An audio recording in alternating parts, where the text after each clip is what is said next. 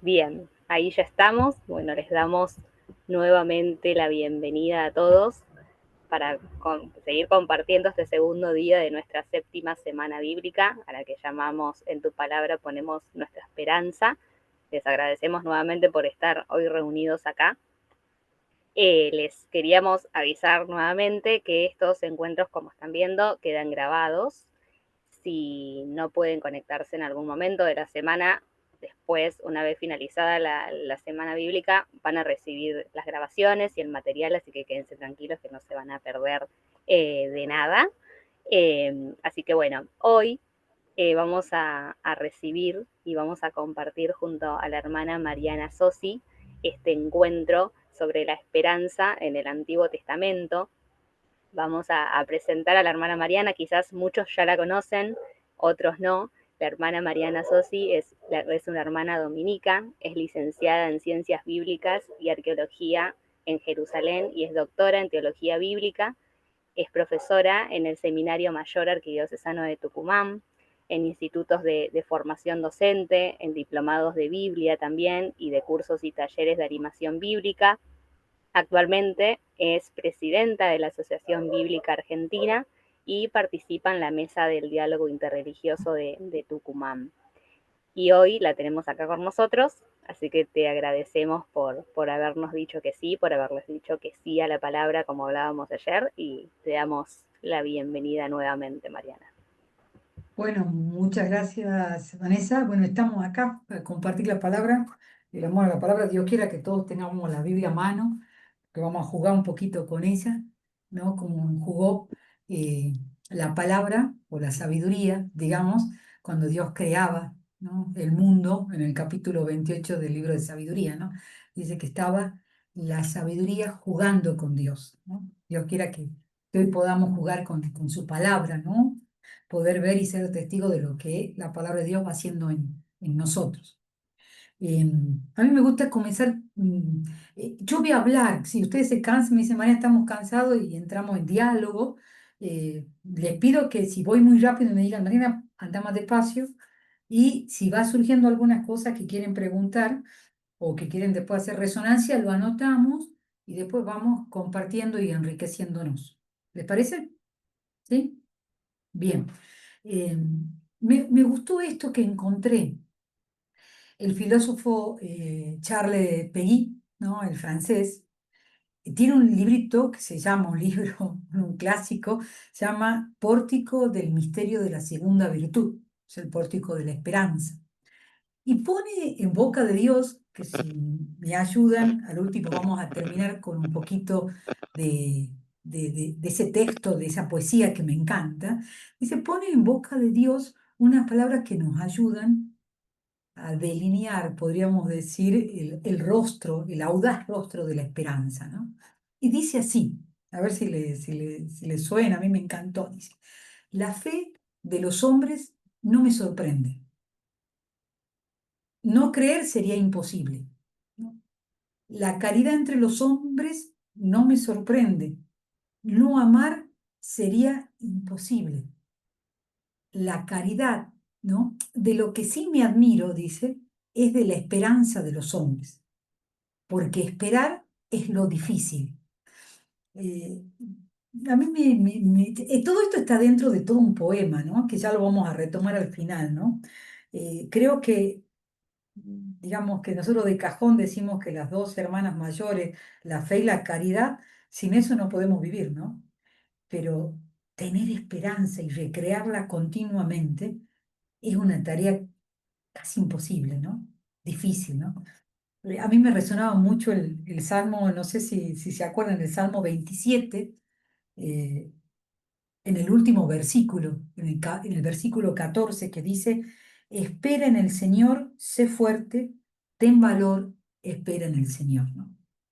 Como que esto nos tenemos que decir continuamente nosotros, todos los días cuando nos levantamos a la mañana, ¿no? Decirnos mutuamente, ¿no? Si bien estas dos hermanas mayores, ¿no? Que Peggy hace referencia a la fe y la caridad son muy importantes, la niña más pequeña, la esperanza, que va de la mano, creo que en el mundo de hoy es mucho más urgente. Por eso entiendo que Francisco, ¿no? Pensó este jubileo a partir de la esperanza, porque creo que la desesperanza es lo que más nos atormenta o más nos abruma en el mundo de hoy. Eh, y podríamos parafrasear otra parte del poema, le tiro ahí para que después puedan, si quieren les comparto el libro, el poema de Peguino. Podríamos decir, afirmar que vivir sin fe parece resultar factible para muchos, que vivir sin amor tal vez haya alguien que lo soporte, pero vivir sin esperanza es a todas luces imposible. El ser humano no solo tiene esperanza, sino que vive en la medida en que alberga una esperanza en su interior, aunque sea muy débil. Esa esperanza lo hace respirar, lo hace levantarse todos los días, le hace emprender cosas nuevas. Em, Cuando yo estaba estudiando y preparando este espacio, entré a un léxico, ¿no? Un diccionario del Antiguo Testamento. Y me llamó la atención que había, ¿no? Aunque había muchos términos, y ya vamos a ver algunos, comparado con el Nuevo Testamento, había muchísimos más en el Nuevo Testamento que en el Antiguo. Pero yo estoy convencida que el Antiguo Testamento es el libro de la esperanza, porque hace que el pueblo de Israel, ¿no? Mantenga ese aliento, ¿no? Esa confianza para esperar, ¿no? La venida del Señor. Y eso es lo que vamos a intentar hoy, encontrar, buscar y quizás jugar, ¿no? Con esta esperanza. A nivel teológico, ¿no? Mirando todo el Antiguo Testamento, la esperanza abarca tres nociones, ¿no? Ciertamente están vinculadas entre sí, ¿no? Pero es importante distinguirlas. Primero, expresa una tensión positiva entre el presente y el futuro, ¿no? Lo que decíamos recién, este respirar del pueblo de Dios continuo a esperar, ¿no? Ese Mesías, ¿no? Lo opuesto sería la nostalgia, el gran pecado del pueblo de Israel, el pasado, la alianza, lo anterior, ¿no? Esto le corta la posibilidad del futuro. Un segundo concepto es la esperanza en qué y en quién confiamos, ¿no? Es donde depositamos, ¿no? Que en el Antiguo Testamento es Dios, es Yahvé, el Señor. Y finalmente se tiene que hablar de la esperanza también como meta deseada. Entonces, a partir de estos tres conceptos, yo quisiera plantear como tres escalones para trabajar hoy. Perdónenme si voy a intentar que leamos texto, pero que no sea, que sea un poquito teórica, pero me parece hermoso hacer este camino, ¿no? Primero, eh, jugar o ver el tema de las palabras, del léxico, ¿sí? Eh, ¿Cuáles son las palabras que se usan para hablar de esperanza? Segundo, vamos a hablar en dónde tiene puesta la esperanza, ¿no? ¿En quién? ¿No? ¿En qué promesa? Los términos, los conceptos. Y tercero, vamos a ver el objeto, la meta, ¿no? Y quizá ahí después hagamos una conclusión. ¿Estamos? A ver las caras. ¿Sí? ¿Estamos de acuerdo? Bien. Entonces, vamos a comenzar con el tema de las palabras que a mí me encantan, ¿no? El tema del léxico. Hay 8 palabras para designar la palabra esperanza o la realidad de la esperanza o del esperar en hebreo. No vamos a decir todas, yo me voy a quedar con 2, ¿m? Nada más. En griego es mucho más fácil, en la Septuaginta, en la traducción en griego, es mucho más fácil y quizás hay una palabra para esperar y una palabra para esperanza, ¿no? El piso y elpis en griego. Pero en hebreo hay 8. O sea, no me pueden decir que no hay esperanza en el Antiguo Testamento. No me pueden decir eso. Entonces, es el libro de la esperanza, ¿no? Acuérdense de esa palabra. Entonces, yo me quiero como detener en dos palabritas, ¿no? Para que podamos ver eh, hacia dónde tira, ¿no? La manera que elige el escritor bíblico para hablar de la esperanza del pueblo, ¿no? Una palabra es mikveh, mikveh, ¿no? Y la raíz de mikve es, digamos, uno podría ser así, digamos, bien, digamos, regularnos en la misma palabra. Si uno quiere ser exacto, significa tensar la cuerda. darle tensión a la cuerda. Eso significa mikveh, ¿no? Las raíces, ¿no? Las consonantes. Dígame si no hace referencia a la esperanza, ¿no? Tender hacia algo, ¿no? Tensar lo máximo posible, ¿no? Dice la esperanza, ¿no? De este hambre que tiene el pobre, ¿no? Que sigue sosteniendo su esperanza. ¿Cuándo la utiliza? Por ejemplo, vamos a ver un caso, que para que vean qué gráfica que es. Mikveh, no se olviden nunca. Se animan a ir a Jeremías 10, Jeremías 10, 14, perdón, Jeremías 14. Yo voy a entrar acá. Jeremías 14, versículo 8. ¿m? Eh, Dice así, ¿no? Señor, esperanza de Israel, su Salvador en el tiempo de la angustia. Si uno leería el texto en hebreo, diría Mikveh, ¿no? Oh Señor. ¿Qué significa en este caso mikveh? Para que vean que para mí el hebreo es una lengua pobre, digamos, pero que a la vez ya tiene un exégesis cuando la utilizamos. El profeta le dice mikveh a Dios. O sea, en vez de decirle Señor, le dice mikveh. Y mikveh significa esperanza.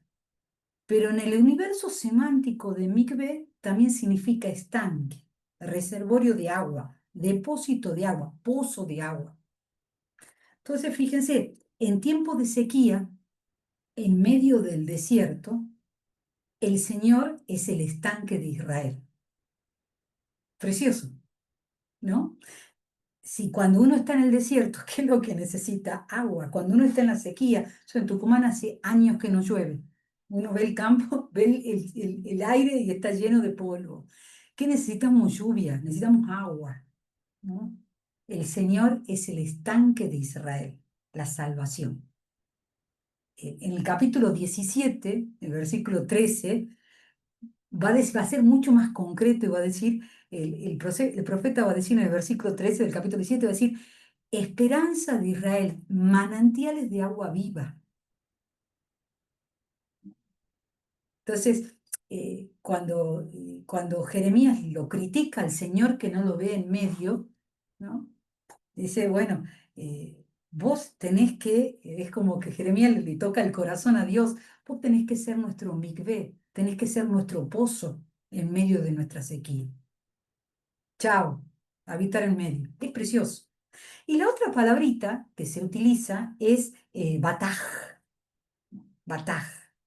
que significa apoyarse en, confianza, tener confianza en. Es confiar, esperar, depender de Dios.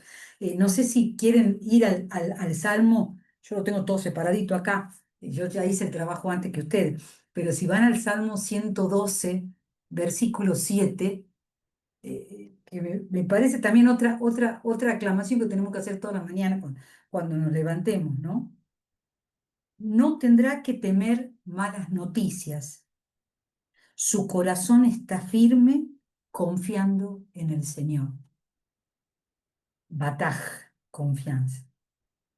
Migbe, manantial de agua viva, pozo en medio de la sequía. A ver, podríamos analizar así cada uno de los ocho palabras, ¿no? O radicales que se hablan en hebreo, ¿no? Y si lo haríamos, el léxico nos demuestra que a nivel de vocabulario, eh, el punto clave, y ya les cuento por qué, el punto clave en la esperanza bíblica es un acto, es una actitud, antes de ser algo abstracto o un sustantivo. Le cuento, de las 222 veces que se habla de esperanza en el Antiguo Testamento, solo 63 son sustantivos. Todos los demás son verbos. La esperanza es un acto, es una actitud de vida. Divino, ¿no? Me parece algo claro, ¿no? La esperanza se concibe como un movimiento del hombre hacia Dios, bataj, confianza, ¿no? Y tiene más ver con una relación de confianza que con la temporalidad. No importa el tiempo, importa quién está, quién me sostiene. Eh, la radical, ¿no? Esa Big B, para hablar de esperanza, también indica aferrarse a alguien en lugar de proyectarse hacia un futuro. ¿M? Quizás porque en el momento presente yo necesito algo para sostenerme. Manantial de agua. Bien, no voy a profundizar más, pero me parece precioso esto del léxico. No se olviden, Mikve y Bataj. Bataj, ¿dónde me puedo apoyar? Mikve, ese agua viva cuando estoy en medio del desierto. Bien, ¿estamos hasta acá? ¿Sí? ¿Estamos? Bien. Segundo, vamos a ver qué temas, en qué temas se utiliza, vamos a profundizar la esperanza a través de temas relevantes en el Antiguo Testamento. ¿Bien? Si tuviéramos el Nuevo Testamento, vamos a hablar de Jesús directamente y ya está, ¿no? Y del reino, y bueno, fíjense todo lo que podemos hablar en el Antiguo Testamento, el libro de la esperanza. Bien, yo voy a profundizar dos temas, podríamos profundizar muchos otros, ¿no? Y dentro de estos dos temas vamos a encontrar en el texto un montón de cosas, ¿no? Vamos a hablar de las promesas y de la escatología.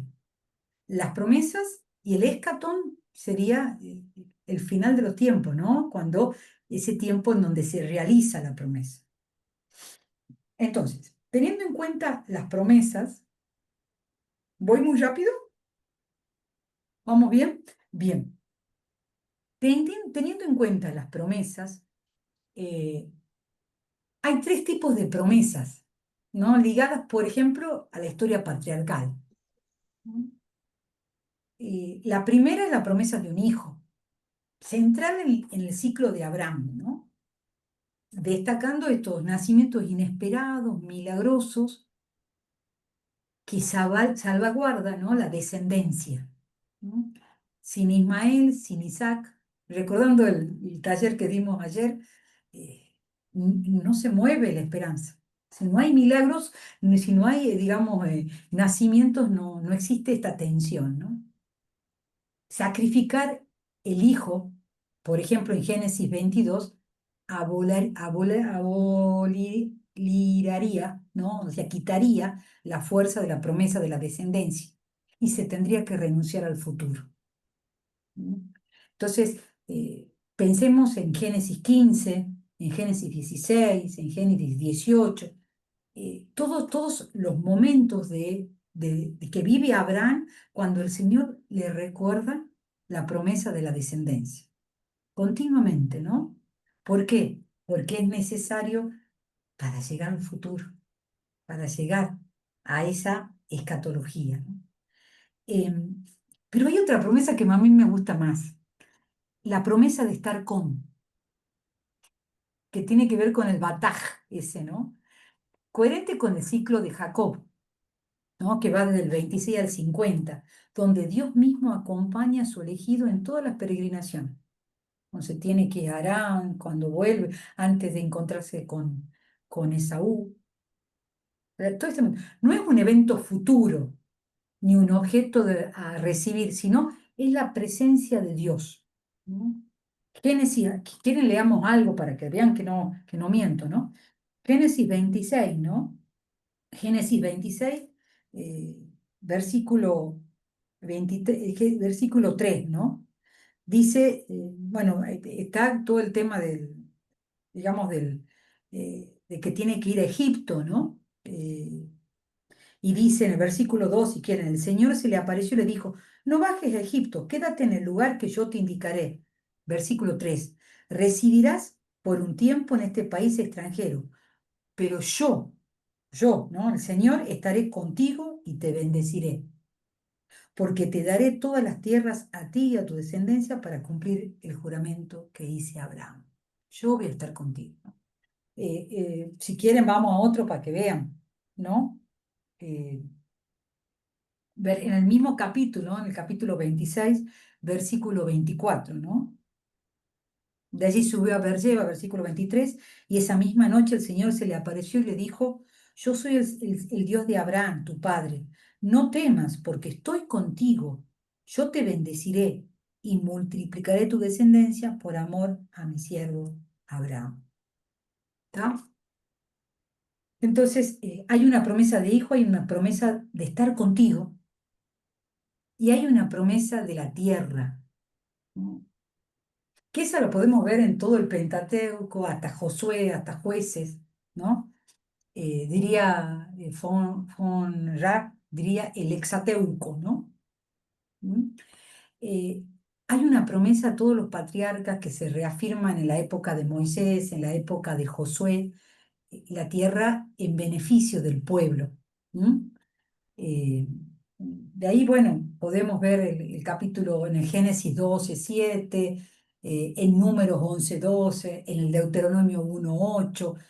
Vemos continuamente el Señor le dice, yo te voy a dar esta tierra en herencia. Por eso es la gran crisis que vuelve el pueblo de Israel cuando tiene que ir al exilio. Y le dice a Dios, ¿no te acordaste de que esto era en nuestra tierra? ¿No? Le devuelve a Dios, ¿no? Y Dios le devuelve, bueno, pero vos no respetaste la alianza, ¿no? Ahí está, es miti miti, ¿no? Es parte y contraparte, ¿no? Bueno, esto tiene que ver con las promesas, ¿no? Pero yo también le había dicho que también hay un punto de temas que es la escatología, ¿no? O el momento del final de la historia, cuando estas promesas tienden a empezar a cumplirse. Y aquí quienes son los personajes fundamentales son los profetas. Y ahora vamos a jugar, ¿no? Así que tienen ahí más la Biblia a mano, ¿no? Los profetas, ¿qué hacen? Son figuras claves, ¿no? En la elaboración de la escatología, ¿no? Del esperar el final de los tiempos, ¿no? Se interesan por el final del futuro y por la historia universal. ¿Y qué hacen los profetas? Los profetas, ¿qué van a hacer? Van a repasar con gusto los grandes momentos de la historia pasada, pero al mismo tiempo esta historia está marcada por un juicio, ¿no? O sea, ¿cumplimos o no cumplimos la alianza?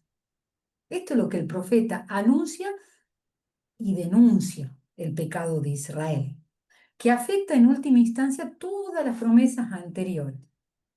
Lo que distingue el mensaje de los profetas, ¿no? De toda la teología pasada, en la historia de la salvación es que esperan todo lo decisivo para la existencia de Israel, la vida, la muerte, la acción futura de Dios, ¿no? Pero en este momento, lo que va a ser fundamental del anuncio de los profetas es que va a dejar una ventana abierta, ¿no? Va a haber una nueva alianza, va a haber un nuevo éxodo, va a haber una nueva creación, ¿no? Ya esto le tiene que empezar a sonar de los profetas, ya lo vamos a ver, ¿no? Pero los profetas siempre anuncian, aunque haya una ruptura, va a haber una continuidad. Vamos a tener que cambiar el corazón de piedra en corazón de carne, ¿no? Y vamos a tener que pasar 70 años en el exilio, pero después vamos a volver a la tierra prometida, ¿no? El Señor siempre va a renovar su historia con nosotros. Y los profetas los podemos leer en tres momentos, ¿no? En tres mensajes, si quieren, ¿no? Eh, los profetas van a decir, el tiempo del fin ha llegado. Anuncian el fin, ¿está? Fíjense, ¿no? Amós, si quieren, empezamos a dar un poco de vuelta, no me van a matar, ¿no?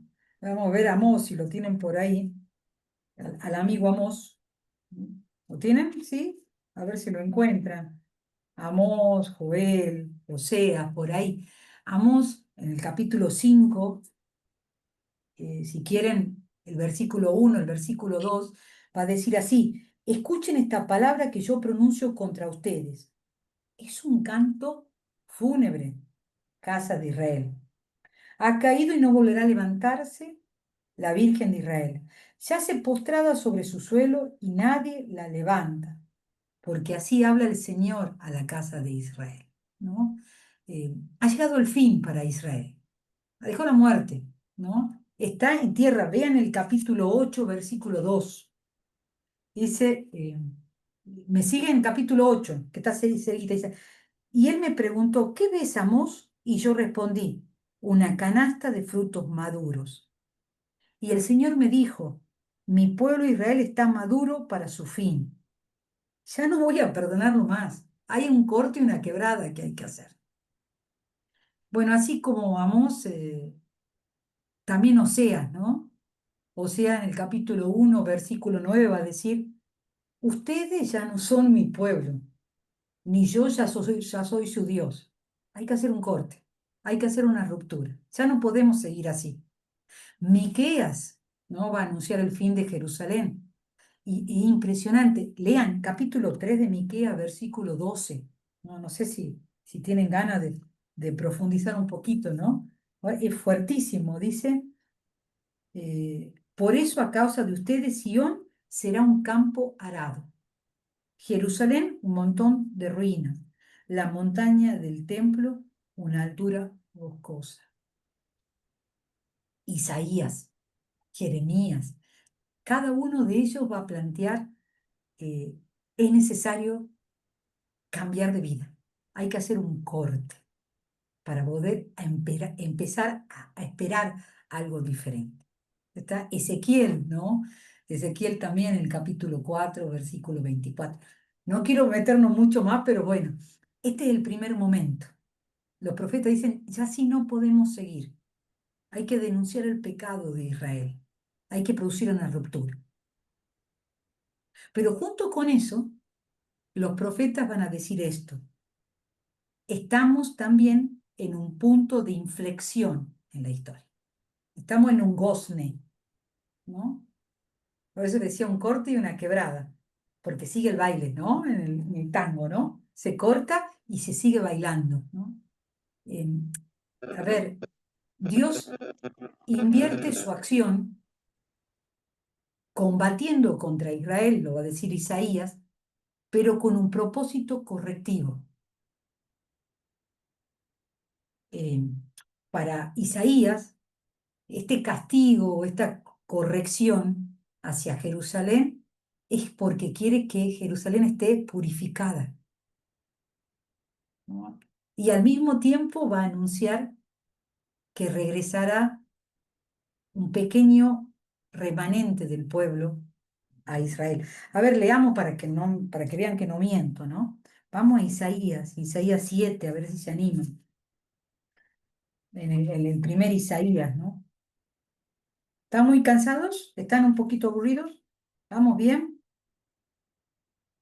¿Vamos bien? ¿Sí? Bueno, Gladys, ¿está bien usted?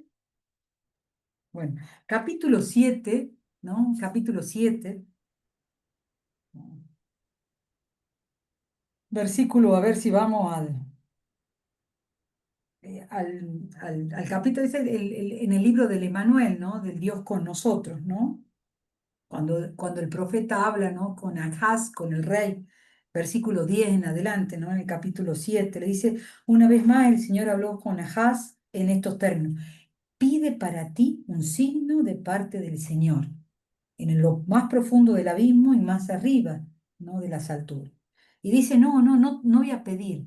Y el Señor dice, ¿no? A través de Isaías, escuchen entonces casa de David, ¿no? Por eso el Señor, versículo 14, el Señor mismo les dará un signo, miren, una joven embarazada dará a luz un hijo y lo llamará con el nombre de Manuel. Él se alimentará de leche cuajada porque antes, ¿no? Versículo 17, el Señor hará venir sobre ti y sobre tu pueblo días como no hubo antes, iguales antes que Efraín separó de Judá, ¿no? Entonces, en medio de esta crisis, esta ruptura, hay una inflexión, ¿no? Dios le anuncia un futuro diferente. Pequeño, un niño, un pequeño remanente, ¿no? Algo pequeño, ¿no? Con Jeremías, por ejemplo, le ofrece un nuevo pacto que va a ser diferente al anterior. Eh, ¿Quieren verlo? Vamos a verlo, vamos a verlo. Jeremías. Les juro por Dios que a mí me gusta pasar así, ¿no? Pero bueno, me gusta dar una vueltita, ¿no? Eh, a ver Capítulo si de me... Jeremías. ¿Qué capítulo? Ah, vamos a ver si lo busco, si me parece que ¿Qué? el 32, vamos al 32, vamos al 32, ¿m? Versículo, a ver si es este, capaz que sí o si no, ¿Mm? Versículo 15, ¿no? Ustedes tienen que pensar que capítulo 32, versículo 15. El pueblo de Israel, Judá, tiene en la nuca, ¿no? Al pueblo, al ejército babilonio que está por destruir Jerusalén.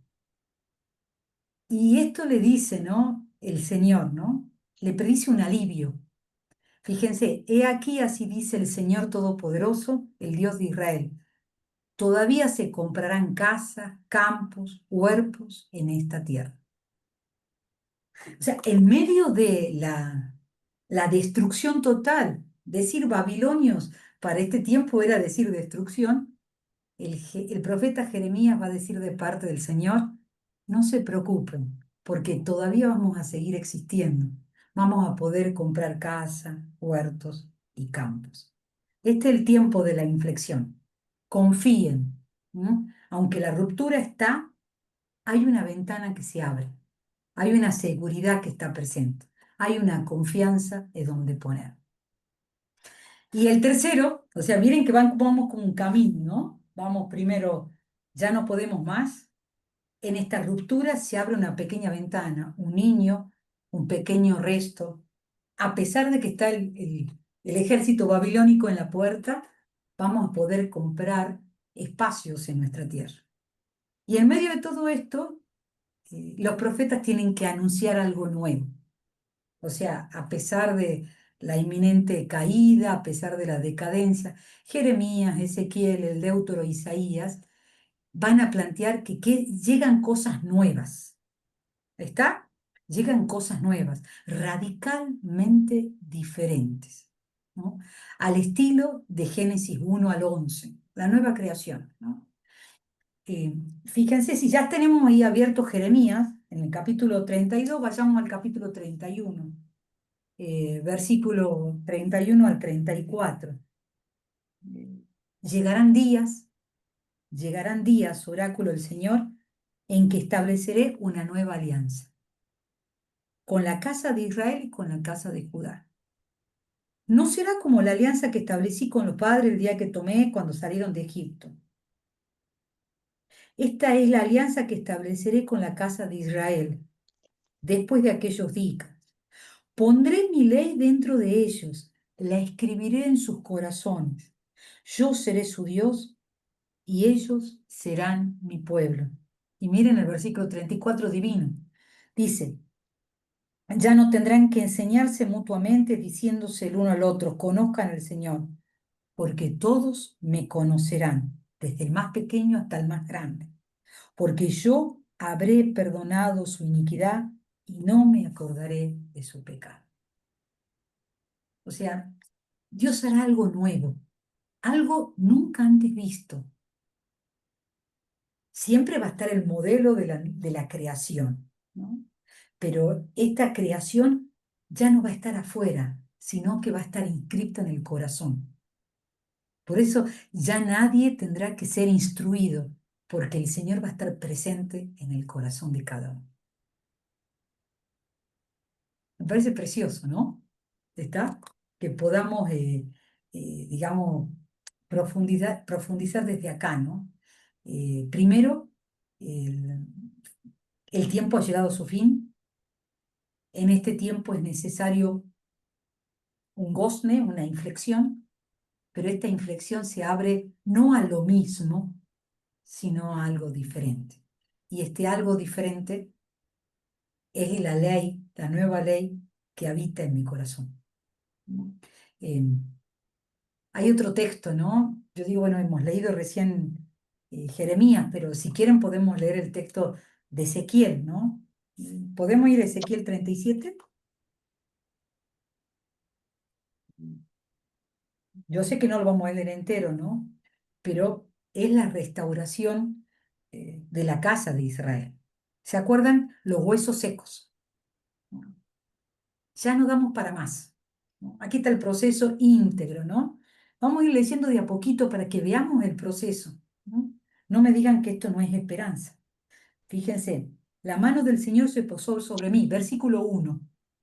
Me sacó afuera por medio de su espíritu y me puso en el valle que estaba lleno de huesos. Luego me hizo pasar a través de ellos, en todas las direcciones, y vi que los huesos tendidos en el valle eran muy numerosos y estaban resecos. El Señor me dijo, hijo de hombre, ¿podrán revivir estos huesos? Y tú lo sabes, Señor. ¿Está? Estamos en la lona. Está la ruptura total. Así no se puede seguir. Y así se siente el pueblo. ¿Mm? Versículo 4. Me dijo, profetiza sobre estos huesos, diciéndoles, huesos secos, escuchen la palabra del Señor. Así habla el Señor estos huesos. Yo voy a hacer que un espíritu penetre en ustedes y vivirán. El proceso, ¿no? La inflexión. ¿Estamos? Hay que abrir y cerrar la puerta. La bisagra en la vida. Y diciéndoles, huesos secos, escuchen la palabra, ¿no? Versículo 5. Así habla el Señor, yo voy a hacer, versículo 6, pondré nervios en ustedes, haré crecer carne sobre ustedes, los recubriré de piel y fundiré un espíritu y vivirán.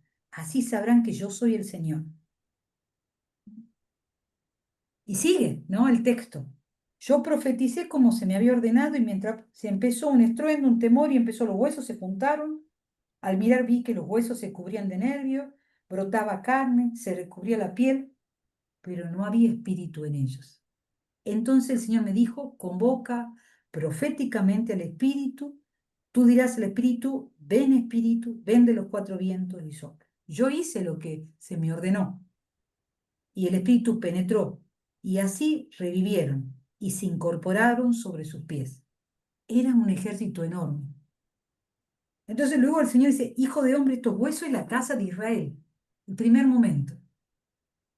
Ellos dicen, se han secado nuestros huesos, se ha desvanecido nuestro mikvé, nuestra esperanza. Estamos perdidos. Por eso, díceles, ¿no? Yo voy a abrir sus tumbas de ustedes, los haré salir de ellas, los haré volver, pueblo mío, a la tierra de Israel. ¿Mm? Este es el proceso de esperanza que vive el pueblo y que en los profetas está como un proceso. No es de un momento para otro, sino que guarda un tiempo, ¿no? En donde el Señor está en cada momento. Los huesos secos, el Señor hace al profeta mirarlos. El gozne, ¿no? La inflexión de la historia, le pide al profeta que actúe, ¿no? Que hable de su palabra. Y después el momento de la apertura, ¿no? De algo nuevo, dado por el Espíritu, ¿no? Jeremías, hemos visto Jeremías y hemos visto Ezequiel. También podríamos ver Isaías, pero bueno, si no vamos a tener mucho y me van a tirar con algo. Entonces, léxico, mikvé, bataj. Segundo momento que quería compartir con ustedes, profecía y escatología. La profecía en los patriarcas. Hijo, estoy con ustedes, estoy contigo, y la tierra. Y la escatología, ruptura, inflexión, algo nuevo. Para que un poco vayamos redondeando. Ahora bien, ¿cuál es el objeto que espera? ¿Cuál es la naturaleza de lo que se espera? ¿No? ¿Qué es lo que espera el pueblo de Israel? ¿De qué se trata esta esperanza? Nosotros podemos pensar en dos cosas, ¿no? Yo voy a dos tipos de esperanza. ¿No? Dos tipos de esperanza. La primera son, a ver, deseos concretos y específicos, ¿no? De la situación presente. Por ejemplo, la liberación de la angustia, la comida para el hambriento, la curación para el enfermo, el regreso del exiliado, ¿no? Este es el primer tipo de objeto de la esperanza, ¿no? El pueblo tiene esperanza de ser liberado de Egipto, ¿no? El pueblo en el desierto tiene necesidad de hambre, ¿no? Y se queja con Dios, que lo sacó para morir en el desierto. ¿no? Ayer hemos leído, ¿no? El texto, el domingo hemos leído lo de la serpiente en el desierto. El pueblo necesita ser curado en el desierto, ¿no? El pueblo necesita ser liberado y regresar a su tierra, ¿no? Son cosas bien concretas. Y en este, digamos, vamos a ver concretamente dos situaciones, ¿no? Frente a estas situaciones, el pueblo siente que tiene la expectativa que Dios lo libere ante esta situación, ¿no? Nos pasa a nosotros también, ¿no? En una situación de angustia esperamos que Dios la alivie, ¿no? El hambriento espera alimento, el sediento la bebida, el enfermo la sanación, el preso la liberación, el cautivo anhela la libertad, el exiliado regresar a la tierra. Y todas estas situaciones generan una expectativa con un propósito específico, ¿no? De hecho, marcan la brecha entre un presente difícil, donde se expresa la queja, y un futuro radiante, donde se alaba y se agradece. Y este tipo de objetos, digamos, de esperanza, que tienen contornos bien precisos, muy concretos, no puede ser sustituido por otro objeto. Nos invita casi a una relectura de la Biblia en su conjunto. O sea, podríamos encontrar un montón de textos en donde está presente esto. Yo les voy a leer uno solo nada más, que quizás ustedes ya lo tienen en la cabeza, ¿no? Vayamos a Isaías 61, ¿no? Que después lo podemos leer desde Mateo 25, ¿no? En la misión del profeta, ¿no? El Espíritu está sobre mí, versículo 1, ¿no? Porque el Señor me ha ungido y me envió a llevar una buena noticia a los pobres, a vendar los corazones heridos, a proclamar la liberación a los cautivos, la libertad a los prisioneros, a proclamar un año de gracia del Señor. Si seguimos leyendo, ¿no? La ceniza se convertirá en corona. Bueno, es concreto. El Señor es aquel que posibilita este cambio en situaciones concretas. Dolor, hambre, estar en preso, ¿no? Con falta de liberación, ¿no? El enfermo, falta de sanación, ¿no? Falta de libertad, el exiliado en la tierra. Pero también hay otro objeto en la esperanza que el pueblo de Israel lo pone en la mesa continuamente, que son esos callejones sin salida, podríamos decir, ¿no? Que son esas sensaciones, esas búsquedas que puede llevar a riesgo como la pasividad, esperar de Dios todo sin compromiso. ¿Está? La Biblia no escapó de estas tentaciones y Dios obró para refinar el deseo de su pueblo. Si quieren, vamos a Jeremías de vuelta, ¿no? En el capítulo 15, perdón, eh, versículo 19, ¿no? 15, 19, ¿no? Jeremías le dice al Señor, acordate de tu pueblo. Y el Señor le dice esto, fíjense qué gráfico, ¿no? Ambas partes tenemos que hacer algo. Cuando hay callejones sin salidas, algo tiene que hacer el pueblo. Le dicen, por eso así habla el Señor. ¿Me siguen? Versículo 19. Si tú vuelves, yo te haré volver. Tú estarás de pie delante de mí si separas lo precioso de la escoria. Tú serás mi portavoz. Ellos se volverán hacia ti, pero tú no te volverás hacia ellos, ¿no? Le dice al profeta, yo te pondré frente a este pueblo como una muralla de bronce inexpugnable, ¿no? Yo te liberaré de la mano de los versículos 21 y te rescataré del poder de los violentos, ¿no? Jeremías le está diciendo, hacete cargo de tu pueblo. Entonces, ¿qué le dice el Señor al profeta? Vos asegúrate que el pueblo vuelva a mí, ¿no? Retome su camino. Retomando su camino, voy a acercarme nuevamente, vamos a restaurar la alianza, ¿no? Entonces, no hay que esperar todo de Dios sin compromisos. El pueblo de Dios necesita comprometerse con su historia. ¿Estamos? El gran problema es que el pueblo siente, y ahí vamos al segundo objeto de la esperanza del pueblo de Israel en el Antiguo Testamento, es que el pueblo se cansa. a veces de no ver cumplida su promesa, ¿no? El pueblo se cansa de las continuas desgracias nacionales. Vos nos aseguraste que Jerusalén nunca iba a ser destruida, porque era el lugar donde tú habitabas. Y Jerusalén fue destruida, el templo fue destruido. A nosotros se nos quitó todo. Fuimos al exilio. Todo esto lleva al desencanto al pueblo, ¿no? A que se casen con otros dioses, ¿no? El pueblo empezó a decir, ¿realmente somos el pueblo de Dios? ¿Cómo mantener la esperanza cuando todo lo que nos daba sentido lo hemos perdido? No sé si le pasa a ustedes, pero al pueblo de Israel le pasó, ¿no? Pierde la tierra, pierde la descendencia, pierde el templo, pierde el rey, el mesianismo. A partir del exilio, el pueblo siente que ¿en quién vamos a poner nuestra esperanza? Si nuestro rey, Mesías, era el representante, ¿no? El que hacía de intermediario entre Dios y el pueblo. Entonces aquí comienza, o sea, Dios como que le da un alimento diferente para que el pueblo empiece a creer y a confiar, a poner su esperanza en el Señor. Y acá está, digamos, muchos oráculos de Isaías, vamos a leer algunos que a mí me fascinan, ¿no? En donde Isaías, el Deutero o el Trito, ya Isaías, le va a hacer despertar otra esperanza al pueblo, ¿no?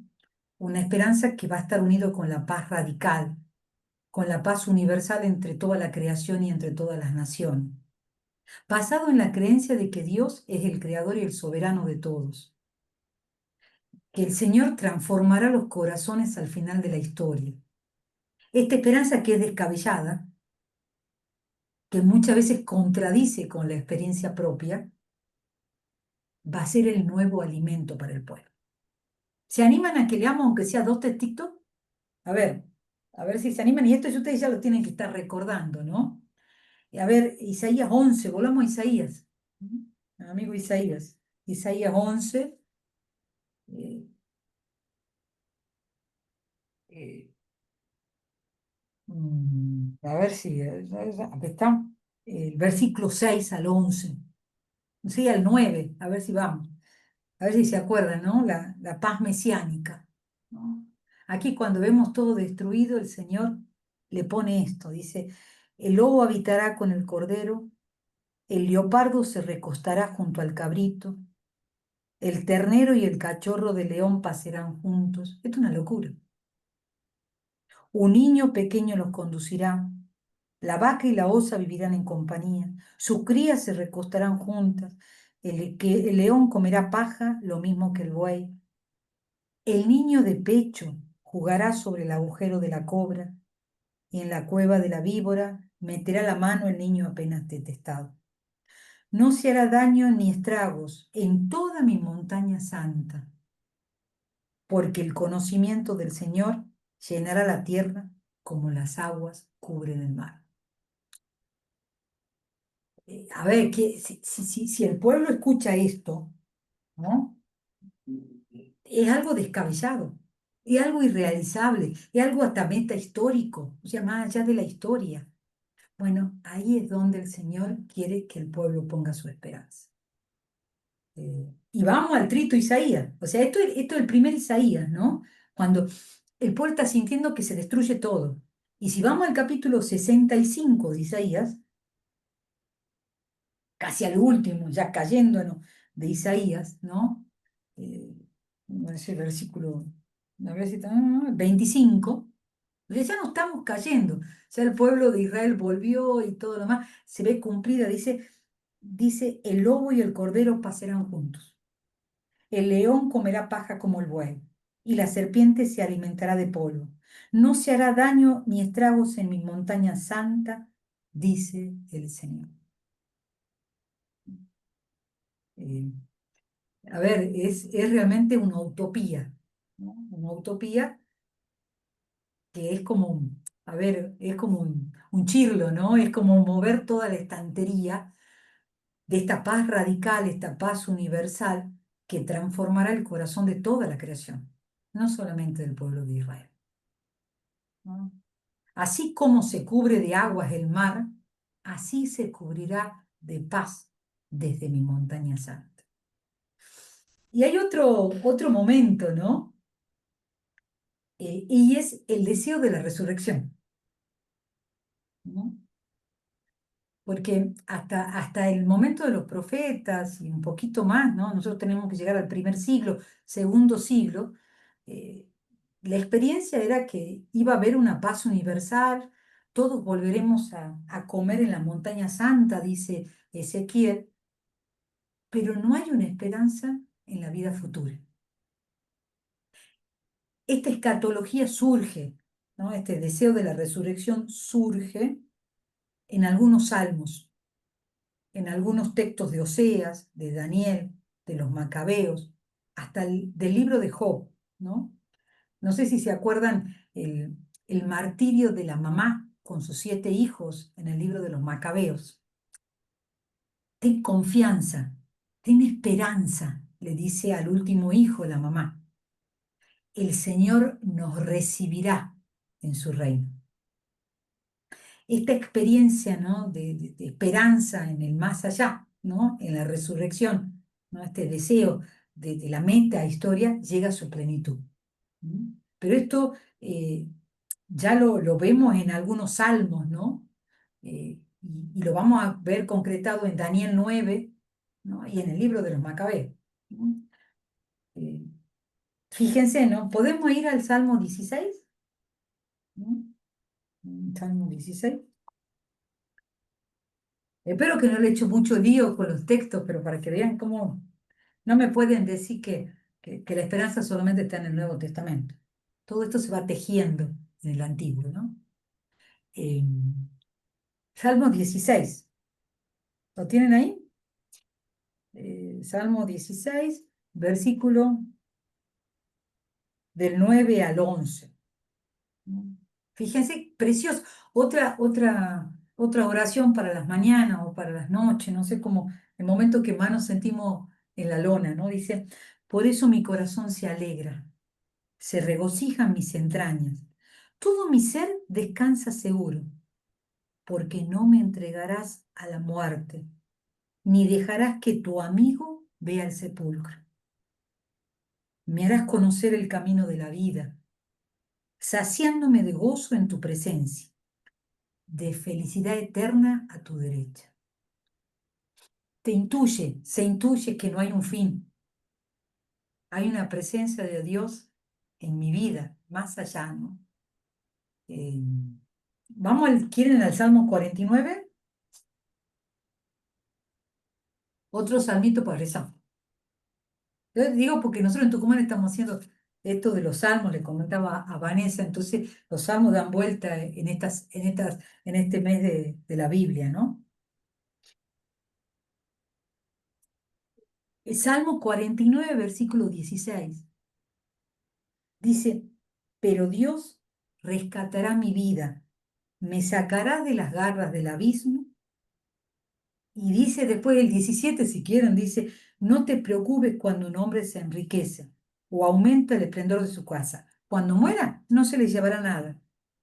Su esplendor no bajará con él, ¿no? O sea, cuidado, lo único que vamos a gozar en el más allá va a ser de la vida en Dios, del versículo 16. ¿Se animan a otro salmo? Salmo 73. ¿Vi que estamos bien? Bien. Salmo 73. Vanessa, ¿estamos bien? Perfectos. Bien. Eh, Versículo 23. Dígame si esto no piensa en el más allá, en la resurrección futura, ¿no? Dice, versículo 23, lo tienen, ¿no? Pero yo estoy siempre contigo. Tú me has tomado de la mano derecha. Me guiarás con tu consejo. y después me recibirás con gloria. ¿A quién sino a ti te tengo yo en el cielo? Si estoy contigo, no deseo nada en la tierra. Aunque mi corazón y mi carne se consuman, Dios es mi herencia para siempre y la roca de mi corazón. Los que se apartan de ti terminan mal, tú destruyes a los que son infieles. Mi dicha está cerca del Señor. Yo he puesto mi refugio en ti, Señor, para proclamar todas tus acciones. ¿No? 23 al 28 del Salmo 73. A ver, eh, quieren que pasemos a Daniel, que es mucho más explícito. Es decir, los salmos son poesía. Y bueno, la poesía muchas veces es metafórica, ¿está? Pero pasemos a Daniel, si quieren. Daniel 12, que es nuestro. A ver, me parece que tengo que ir un poquito más para atrás. Aquí está. A Perdón, ver. ¿cuál dijo? Daniel. A ver, Jeremías. Che, ¿dónde lo tengo a Daniel acá? ¿Saben que no lo tengo a Daniel? Ah, no, sí lo tengo a Daniel. Estoy con una Biblia grande para poder leerlo. Daniel 12. ¿Lo tienen por ahí? Esto, fíjense que recién la idea de la resurrección que estaba atisbada en los Salmos, recién en Macabeos, en Daniel, empieza a hablarse con mayor claridad, ¿no? 12, fíjense del versículo 1 al 3 y del versículo 13. Dice, en aquel tiempo se alzará Miguel, el gran príncipe, que está de pie junto a los hijos de tu pueblo. Será un tiempo de tribulación como no lo hubo jamás, desde que existe una nación hasta el tiempo presente. En aquel tiempo será liberado tu pueblo, todo el que se encuentre inscripto en el libro. Muchos de los que duermen en el suelo polvoriento se despertarán, unos para la vida eterna y otros para la ignominia, para el horror eterno. Los hombres prudentes resplandecerán como el resplandor del firmamento, el cielo, ¿no? Y los que hayan enseñado a muchos la justicia brillarán como las estrellas por los siglos de los siglos. Esto no existía. O sea, la esperanza en la resurrección, que la vemos complementada en la resurrección de Jesús, ya está presente en el Antiguo Testamento. No me pueden decir que el Antiguo Testamento no es el libro de la esperanza, que llega al culmen, ¿no? ¿Está? Cuando vean la esperanza en el Nuevo Testamento, díganme. ¿Está? Fíjense, ¿no? Versículo 13. En cuanto a ti, le está hablando a Daniel, ¿no? En cuanto a ti, ve hacia el fin. Tú descansarás y te levantarás para recibir tu suerte al final de los días.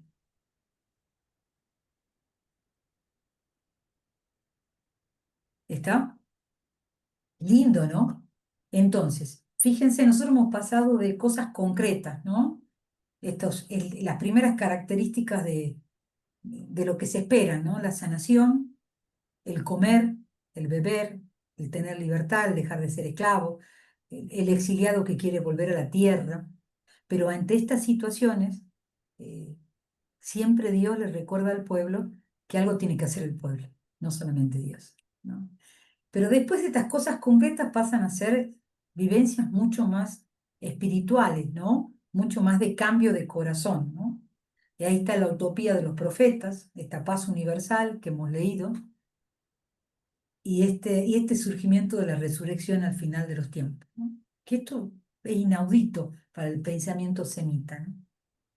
Pero, pero, más allá de esto hay un objeto que siempre se espera.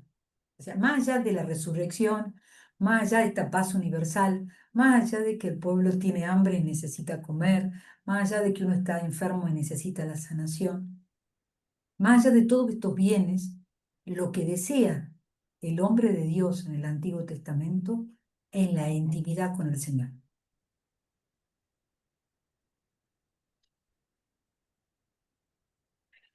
La felicidad definitiva, ¿no? La esperanza donde está puesto el fin último, el mayor bien, el objeto último de la esperanza, incluso más allá de la tierra, como hemos leído en los Salmos, es estar con Dios. ¿No? Vamos a leer algunos textitos ya para eh, dos salmos, ¿no? A ver si se animan, ¿no? Dos salmos, ¿no? Por ejemplo, eh, el Salmo 73. Ya estoy terminando, no se preocupe. Se va a la conclusión después de todos. Porque hace una hora que yo estoy hablando y ustedes están escuchando, pobre. 73, 22 y 20 al 25, ¿no? Si quieren el 21, cuando se agrietaba mi corazón, 21, ¿no? Versículo 21 del Salmo 73, cuando se agrietaba mi corazón y me torturaba en mi interior, yo era un necio y no comprendía, era como un animal ante ti, pero yo estoy siempre contigo. Precioso. Tú me has tomado de la mano derecha, me guiarás con tu consejo y después me recibirás en tu gloria. ¿No? Un poco lo que habíamos visto, ¿no? ¿A quién sino a ti te tengo yo en el cielo? Versículo 25.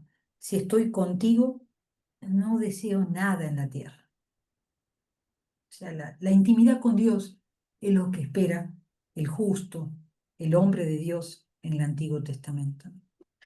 Eh, y el Salmo 16, si quieren, con esto hacemos un poquito de oración, aunque me queda el poema de Peguí, si quieren, para el final, ¿no?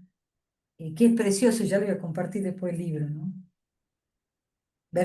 Salmo 16, déjenme que lo lea enterito. Son quizás 11, capaz que un poquito cortito, pero fíjense lo que dice, ¿no? Protégeme, Dios mío, porque me refugio en ti. Yo digo al Señor, tú eres mi bien, y no hay nada superior a ti. Ellos, en cambio, dicen, ¿no? A los dioses de la tierra, mis príncipes son en mi alegría, multiplican sus ídolos. Versículo 5. El Señor es la parte de mi herencia y mi cáliz. Tú decides mi suerte. Me ha tocado un lugar de delicias. Estoy contento con mi herencia. Bendeciré al Señor que me aconseja. Hasta de noche me instruye en mi conciencia. Qué mayor intimidad que eso, ¿no? Tengo siempre presente al Señor. Él está a mi lado, nunca vacilaré. Por eso mi corazón se alegra y se regocijan mis entrañas, y todo mi ser descansa seguro. Versículo 11, ¿no? Me harás conocer el camino de la vida, saciándome de gozo en tu presencia, de felicidad eterna a tu derecha. El hombre de Dios, en última instancia, esto espera, ¿no? Esto esperamos nosotros, ¿no? Esta felicidad, ¿no? Que no nos hace trastabillar en nada, porque tenemos puesto nuestro mikvé, nuestro bataj en su presencia. Para concluir, y después les dejo si quieren hacer una pregunta, no difíciles, ¿no? El enfoque léxico a nosotros nos dijo que la esperanza es más sobre la confianza en Dios y la relación con Él, que esperar cualquier cosa, ¿no? La esperanza bíblica es un acto, una actitud, antes de ser un objeto, algo abstracto, un sustantivo. ¿No? Así decía Arjona, el mejor verbo que sustantivo, ¿no? Jesús es verbo no sustantivo, ¿no? El enfoque temático, ¿no? Este dual que hemos dicho, promesa y escatología, mostró cómo la esperanza se materializa en las promesas. Hijo, estoy contigo en la tierra. Y adquiere una dimensión escatológica de cumplimiento en los profetas. Y cuando hemos visto los objetos de la esperanza, hemos visto cómo se han ido mutando, ¿no? En algo más material, a empezar a ser algo espiritual, hasta Dios mismo, que es el objeto último de nuestra búsqueda, nuestra esperanza, ¿no? Esta transformación ilustra el cambio de la esperanza casi inmaterial hasta la búsqueda más más de la presencia de Dios en la vida, ¿no? Lo que sí está en el trasfondo de todo este desarrollo de la esperanza es lo que se vive en el presente condiciona lo que sucederá en los últimos días, ¿no? La historia del fin siempre se la comienza a vivir en el presente, ¿no? Y Dios siempre quiere que vivamos lo que le dijo el Señor a Jeremías en el capítulo 15: vuelve, que yo volveré a ti, ¿no? Me parece que es precioso un poco para cerrar por acá. Ya hablé muchísimo, me parece que ustedes se han cansado de mi voz. ¿Mm?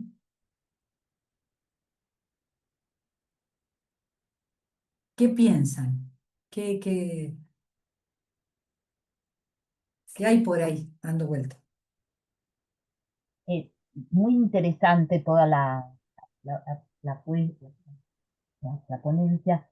Eh, bueno, mucho para pensar, pero lo que quería más que nada era recordarle que no se olvide de recitarnos ese poema que nos nombró al principio, ¿no? O sea, todo lo demás Ya está les voy muy a bien. compartir, o sea, cuando terminemos les voy a compartir pantalla para que lo vean.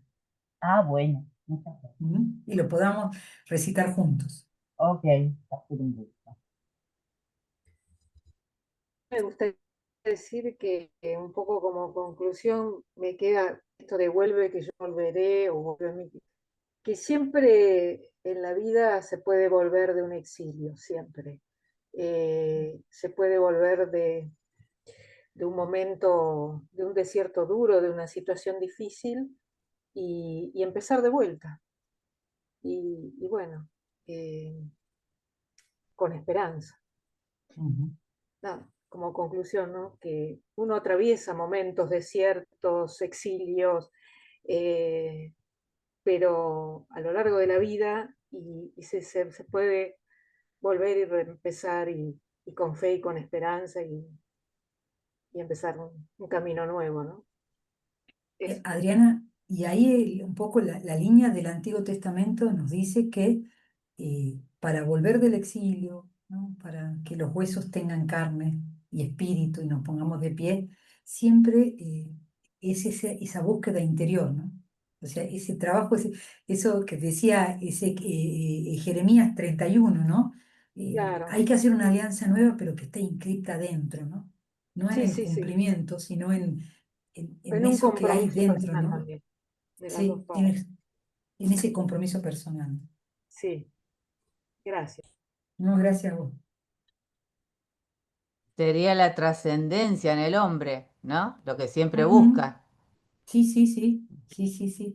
Esto de mirar más allá, ¿no? Es interesante, María del Pilar, el tema, el proceso cuando uno ve, ¿no?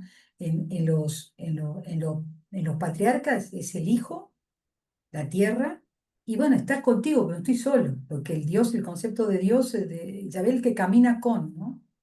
Pero llegar al final de los tiempos a decir, no solamente es esto, ¿no? Sino esta plenitud de la trascendencia, ¿no? Es, yo elijo estar con, ¿no? O Él está conmigo, pero para siempre. Y ese es mi bien, ¿no? Para el final. Hermana, Bien. me encantó tu exposición, me pareció brillante, te la agradezco y me gustó también esa carga de afectividad que le pusiste a tu exposición, ¿no? Como que gustás lo que enseñas y eso es muy lindo y se transmite. Y yo compartir una breve experiencia personal, bueno, buenísimo este enfoque de la esperanza en el Antiguo Testamento, así tal como lo diste. Yo creo que ya lo sabía desde mi vivencia, ¿no? De rezar con el... O sea, no lo sabía tan explícito ni lo sabría explicar tan brillante, sin duda, como lo hiciste, pero desde mi experiencia de momentos de pozos, de oscuridad, de desiertos y rezando con la Biblia, a mí el Antiguo Testamento me dio mucha luz. Profundizar los textos del Antiguo Testamento me dio mucha fortaleza, mucho motivo para seguir esperando, contra toda esperanza, ¿no? Así que bueno, me lo confirmaste hoy. Gracias. Gracias, gracias. Gracias, María Teresa. Bueno, a mí me queda que tenemos que vivir siempre pase lo que pase, con la esperanza. Sabemos que Dios nos ha hecho una promesa y Él la va a cumplir. Entonces, la vida nuestra es tener siempre la esperanza plena con uno, que nos ayuda a vivir y a salir de todos los momentos difíciles. Bueno, eso. Gracias. Yo comparto, mí, perdón, yo comparto esto, remitiéndome un poco a una de las señoras que compartió al principio, que si no tuviéramos esperanza para poder salir de esos momentos tan duros o álgidos, o sea, es fundamental, o sea, la persona desesperanzada es la que baja los brazos y ya no quiere salir más. Y bueno, o sea, así como pedimos por ahí tener fe, también no perder nunca la esperanza. Y es también un trabajo arduo, ¿no? Así, simplemente digo eso. Es decir, para poder continuar hay que tener esperanza. Así que bueno, Sí. gracias. Gracias por No, escucharme. gracias a vos, Marta. a mí como catequista, la verdad que me sirvió, hermana, muchísimo los salmos que citaste, ¿no? Para mantenerme mi cabeza y mi fe más intacta todavía. Me pasa con familia de los chicos de catequesis, que muchas veces, bueno, como ya sabemos, vienen a veces por tradición, entonces nosotros como catequistas vamos y lo despertamos, ¿no? A esa fe, a que se le despierte, que Mm, venga y otra vez busque, lo busque a Dios ahí. Está ahí, no está dormido, Él siempre nos está esperando. Y esa es con la fe que me lleno y con la fe que voy a las casas de ellos a buscarlos y que le digo, vení, venite, vení que está hermoso, es la Santa Misa, Él espera, es el banquete. Él te espera siempre, Él te ama siempre. No importa lo que pase, Él te ama siempre y te espera siempre. Yo creo que eso lo podemos hacer solo con la fe que Él, y la firmeza de saber que Él cumple sus promesas con cada uno. Así como nos llamó, como catequistas, como teólogos, como todo lo que somos para su gloria, nos esperó, nos llamó y nos esperó. Y eso es fe, cuando nos trae fe, anda a llevarle a otros. ¿Sí? Te espera, todo eso que esperaste, todo eso que volqué en vos, anda y llévalo. Eso me pasa con los chicos de catequesis y sus familias. bien, gracias. Pareciera ser que al comienzo, en el Antiguo Testamento, la fe no se separa tanto de la esperanza o la esperanza de la fe, ¿no?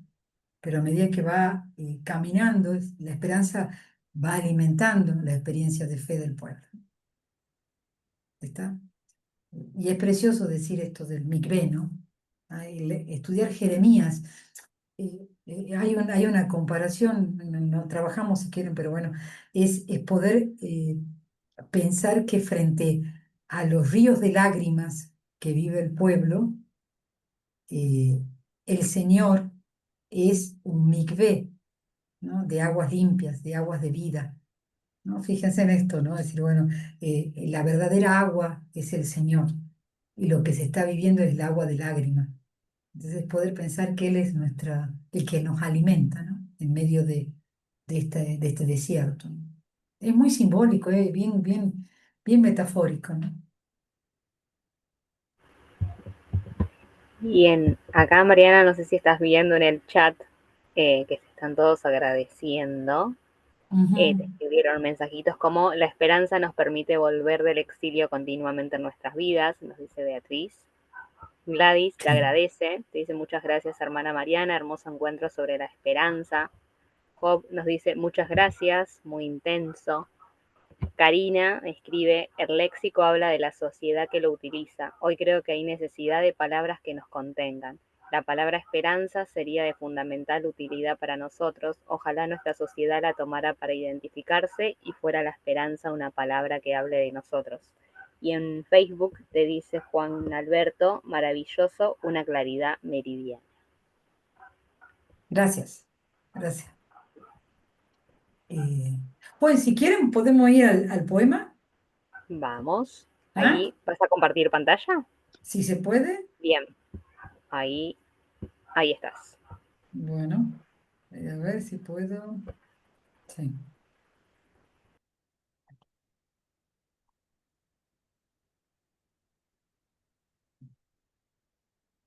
Ahí está, ¿no? Entonces, fíjense, ¿no? Este es el pórtico del misterio de la segunda virtud. ¿Se lo leo o no? A ver si se puede, no sé si puedo hacerlo más grande. Ahí está un poquito más grande. Entonces dice así, ¿no? La fe no me sorprende, no me resulta sorprendente. ¿No?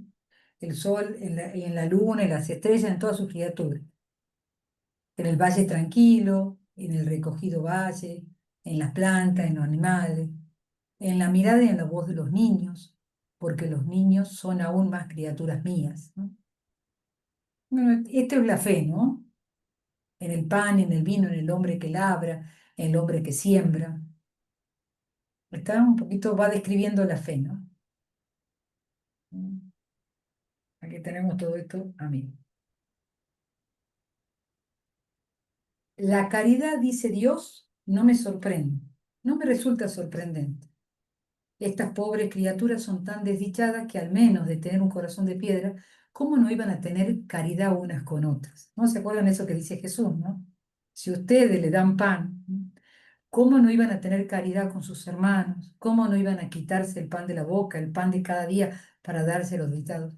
Mi hijo, su hermano, una caridad tan grande. Pero la esperanza, dice Dios, sí que me sorprende. A mí mismo, sí que me sorprende. Y ahora vemos, ¿no? Que estos pobres niños vean cómo pasa todo eso y crean que mañana irá mejor. Que vean cómo pasa eso hoy y crean que irá mejor mañana en la mañana. Sí que es sorprendente y seguro, la más grande maravilla de nuestra gracia. Y yo mismo me quedo sorprendido. Y mi gracia tiene que ser, en efecto, una fuerza increíble. Y brotar de una fuente como un río inagotable. Desde esa primera vez en que brotó y siempre brota. En mi creación natural y sobrenatural, mi creación espiritual y carnal, sin dejar de ser espiritual, mi creación eterna y temporal sin dejar de ser eterna, mortal e inmortal.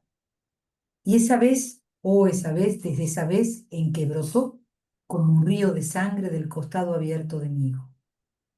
Qué grande tiene que ser mi gracia y la fuerza de mi gracia para que esa pequeña esperanza, vacilante al soplo del pecado, temblorosa a todos los vientos, ansiosa al menor soplo, sea tan invariable, se mantengan tan fiel, tan recta, tan pura, e invisible, e inmortal, e inextinguible, que esa llamita del santuario. Bueno, y después va desarrollando todo lo de la llama, ¿no? Lo que me admira, dice Dios, ¿no? Es la esperanza, y no me retracto. Esa pequeña esperanza que parece de nada, ¿no? Esa niñita esperanza inmortal, ¿no? Y después va hablando nuevamente de las tres virtudes, ¿no? Que es la esposa, que es la madre, y la esperanza que es una niñita de nada, que vino al mundo el día de Navidad del año pasado, que juega todavía en el Bueno de enero, que con sus pequeños pinos de madera, bueno, cubiertos, está hablando, ¿no? de Europa, ¿no? En ese pequeño gris. Esa niñita de nada, sola, llevando a otras, atravesará los mundos concluidos. Está lindo, ¿no? Está lindo. Después les paso. Después les paso. ¿Gustó o no gustó? Hermoso. Excelente. ¿Ah? Muy ¿Sí? bien. Podemos parafrasearla, ¿no? De esperanza es lo que necesitamos para poder, esa palabra, ese léxico que necesitamos para seguir caminando.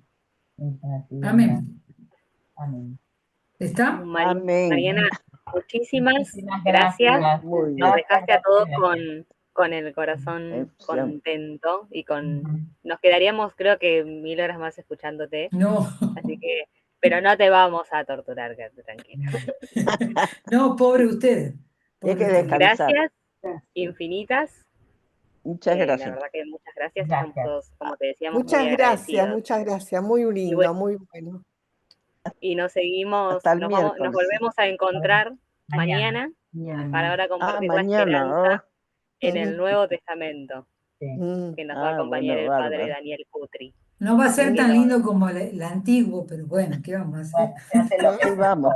se hace lo Ahí que se vamos. puede. En el nuevo está la mañana. esperanza ya concreta. Sí, Nos vamos vemos, conociendo. gracias. Gracias. muchas gracias a Gracias, todos. Nos vemos. Hasta Muchas mañana. gracias. Hasta Adiós, hasta luego. mañana Chao, todos. chao. Bye bye. Chao.